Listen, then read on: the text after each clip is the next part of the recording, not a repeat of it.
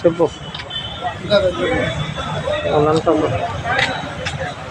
ఈరోజు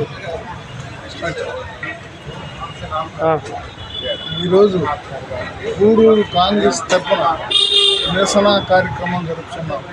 ముఖ్యంగా BJP MLA అయినటువంటి సంజీవ్ గౌహో రాజు అనే అతను రాహుల్ గాంధీ నాలిక కోసి తీసుకొస్తే 11 లక్షలు ఇస్తామని అనుచిత వ్యాఖ్యలు చేశాడు. అందువల్ల కాంగ్రెస్ పార్టీ తరఫున ఈరోజు నిరసన కార్యక్రమం తీసుకున్నాం.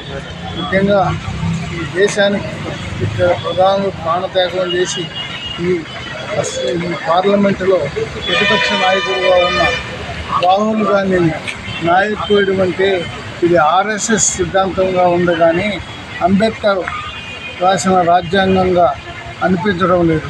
కావున భారతదేశంలో ఉన్న ప్రజలందరూ సదరు విషయాన్ని గుర్తించి బీజేపీ పార్టీ వారికి సరైన బుద్ధి చెప్పాలి.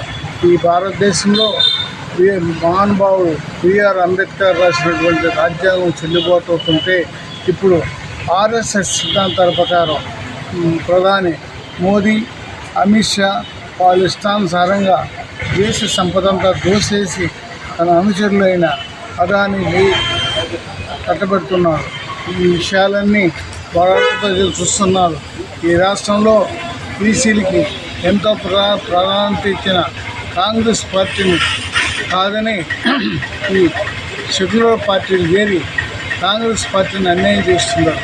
ఈ విషయాలన్నీ అందరూ గుర్తిరిగి బీజేపీ పార్టీకి బుద్ధి చెప్పాలని మేము గూడూరు కాంగ్రెస్ పార్టీ తరఫున నిరసన చేస్తున్నాం. జై కాంగ్రెస్, జై కాంగ్రెస్, జై కాంగ్రెస్.